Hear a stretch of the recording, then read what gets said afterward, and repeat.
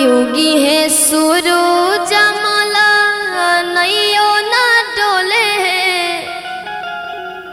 कोयलिया बोले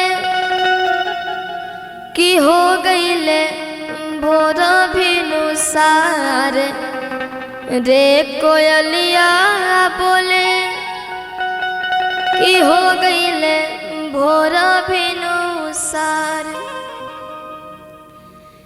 आई भैया उगी है सूरज मला नैयो ना डोले, उगी है सूरज मला नैयो ना डोले, कोयलिया बोले हो गईले भोर भिनुसार रे, कोयलिया बोले हो गईले भोर भिनुसार। उगी है सूरज मला नैयो ना डोले, उगी है सूरज मला नैयो ना डोले, कोयलिया बोले हो गईले भोर भिनुसार रे, कोयलिया बोले हो गईले भोर भिनुसार।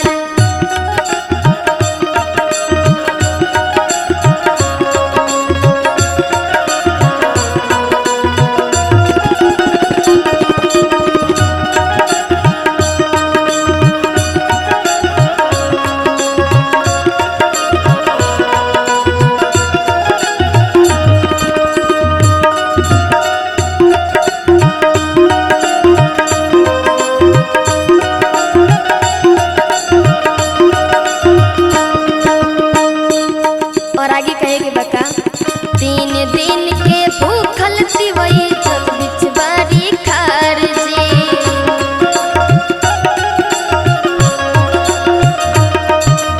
आस में कल सुपले के तल पे करेले इंतजार जी।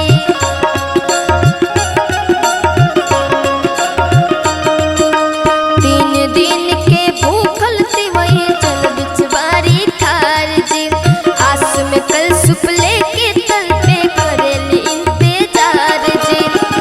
ओठवा झुराई गईले मुहवा ना खोले रे, कोयलिया बोले हो गईले भोर भिनुसार रे, कोयलिया बोले हो गईले भोर भिनुसार।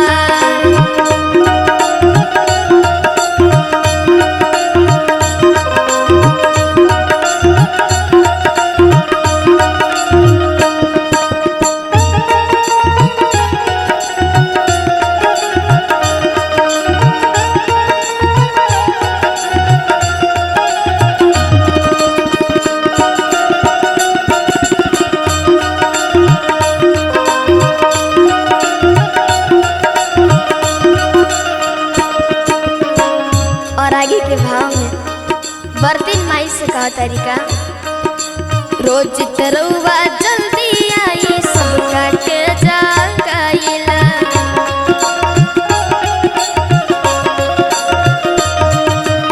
आज तो बदरी हटत नहीं थे काहे देर लगाइला।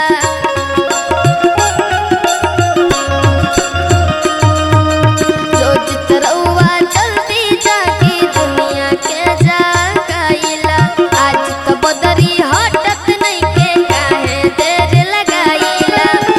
लौल की किरनिया देखाई होले होले, लाल की किरनिया देखाई होले होले रे, कोयलिया बोले हो गईले भोर भिनुसार रे, कोयलिया बोले हो गईले भोर भिनुसार।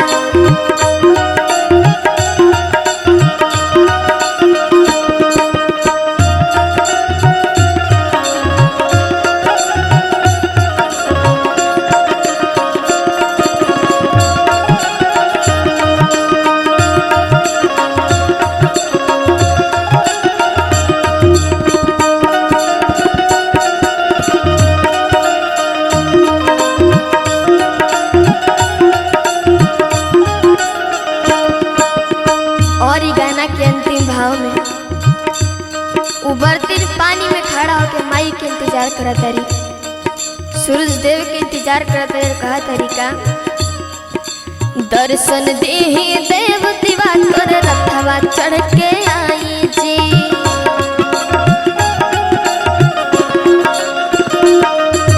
लेहि अरगिया कठिन पदबिया सफल मोर बनाई जी।